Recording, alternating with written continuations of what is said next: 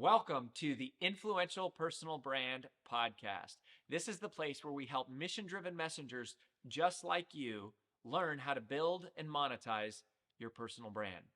My name is Rory Vaden, and I'm the co founder of Brand Builders Group, a Hall of Fame speaker, and New York Times bestselling author.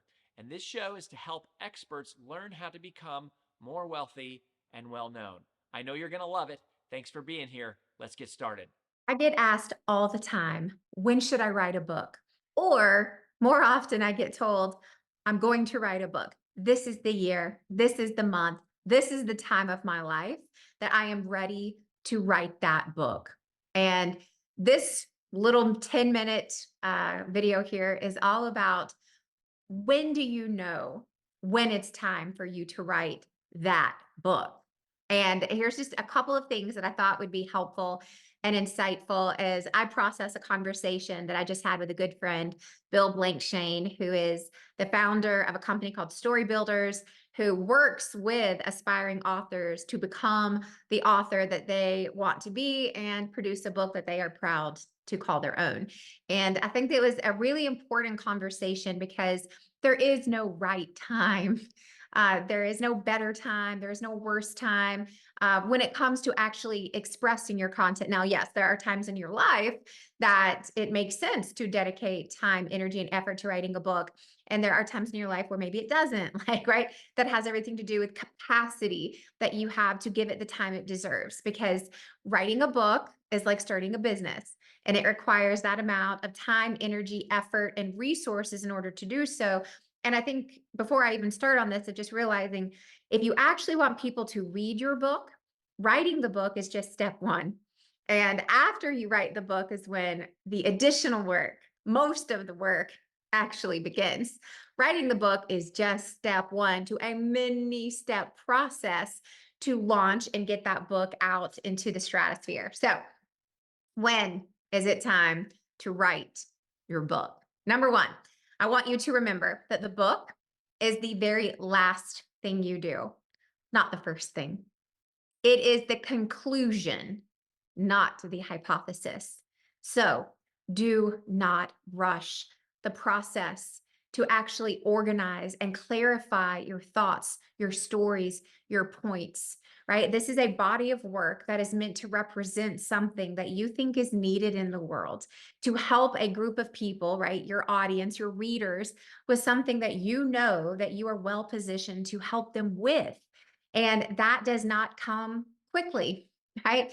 In fact, I had a guest on the Influential Personal Brand podcast earlier this year, and her name is Maury, and she wrote a book about negotiations. And I asked her, I said, so how long did it take you to write this book? And she was like, you mean like putting words on the pages, or how long did it take me to figure out this is the book I was meant to write? And I said, both. And she said, 10 years, right? 10 years. It took me 10 years to figure out what I had to say on this topic, what I was meant to say on this topic. Now, the process of actually writing the book was probably a year to 2 years, right? Still a fair amount of time, but it was 10 years.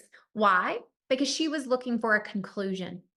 She was looking for the facts, right? The end points, the ends of the case studies, the ends of the stories, not ideas. She was looking for conclusions, not hypotheses. So the book is the last thing you do once you have cemented your ideas, your thought leadership. This is once you have come up with the stories and the points and the frameworks.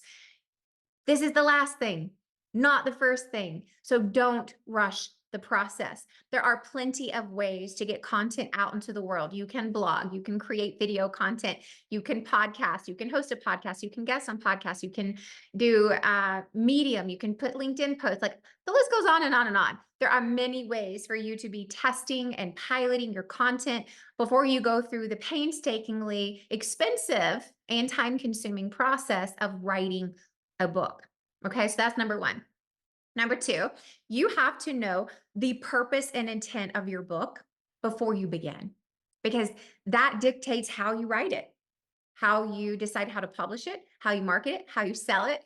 Knowing how you want to use this book actually is the beginning of making a lot of decisions that will be very impactful for you, your brand, and your business, right? Is this a traditionally published book? Because we just added a whole bunch of time to the process between finding an agent, shopping a publisher, getting bids, writing the book, publishing the book, selling, marketing the book, right? It just added a lot of time that you may not have been prepared for, right? Versus, hey, is this really more a statement of cementing my thoughts, ideas, frameworks for my business? So maybe traditional or hybrid is a better route.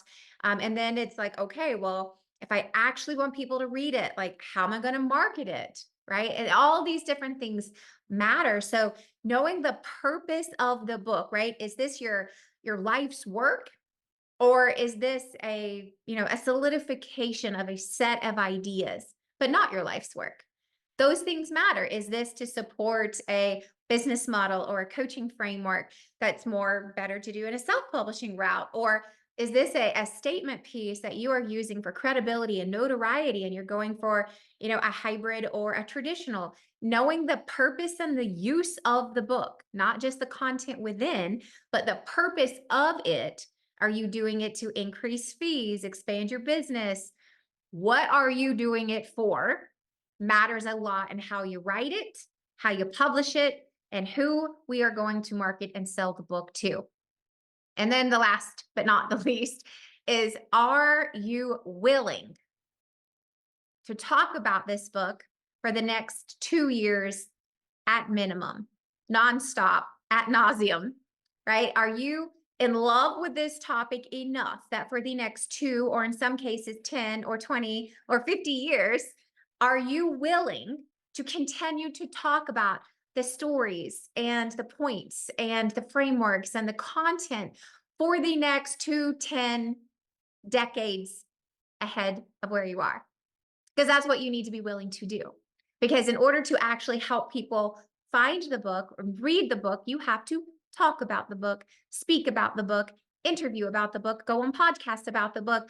You have to post content and make videos and do all the things about the book, which means it needs to be content that is meaningful to you. That's not going to drain you and be like, oh my gosh, I'm so tired of this. It should also be content that's not extraordinarily trendy, right? And so this needs to be something that has some weight to it, and that you can continue to talk about it. And I'll give you 2 quick examples. My husband, Roy Vaden, his first book has now been out for almost 14 years. He still does the same keynote that he did 14 years ago when the book came out, Take the Stairs. The content of that keynote has not changed extraordinarily. So, I mean, he's gotten better at delivering it. But the content there in and of itself is the contents of the book. And he still loves giving that keynote and telling those stories. In fact, he just released a Take the Stairs kids book called Be the Buffalo, because it still resonates and it's still meaningful and it's still important. This was a piece of his life's work. And it doesn't matter that he printed that book, published it 14 years ago. It still is relevant today as it was then, if not even more so in our lives. And we find it so relevant. It's like we want our kids to learn this. So we published Be the Buffalo, which is a kid's book. 14 years later, he is still doing the same talks, telling the same stories, sharing the same points on a piece of work that was done 14 years ago. So can you do that with this work? That's how you know when you're ready, right? And the second example I was going to give you was my husband's second book, Procrastinate on Purpose, which has now been out 10 years almost, or even more so, maybe 11 years. And it's the same. It's like he still gets comments on different frameworks in the book, and the TED Talk is growing, even though it's now been out for 10 years plus. And it's like he still gets booked to speak for that. He still loves talking about it. Why? Because it's evergreen content. It's life content. It's not going away. It's leadership. It's productivity. It's time management. It's business. And he will be talking about these topics for the rest of his life. I guarantee you. The fact that we're now producing new versions of those works is just proof that over the course of time, it was started as a book, and then it was a keynote, and now we have courses, and there's kids' books now. Like, it is content that continues to grow. Why? Because it is a part of who he is. And that is what you need to be considering when you go, am I ready to write this book? It should be work that you are still proud of and excited to talk about 10, 14 years later, and that you're still adding to and adjusting and building things around because it's evergreen. That's how you know when you're ready to write the book. It's the last thing you do. It's not the first thing. It's the conclusion, not the hypothesis. You know the purpose and intent, the use of the book, and you're going to be willing to continue to talk about it for years and years to come. That's how you know. So, are you ready to write that book?